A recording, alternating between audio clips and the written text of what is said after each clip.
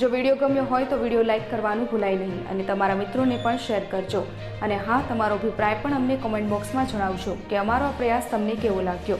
દરરોજના મુખ્ય સમાચાર મેળવવા માટે અમારી ચેનલ ત્રિશુલ ન્યૂઝ સબસ્ક્રાઇબ કરવાનું ભૂલાય નહીં.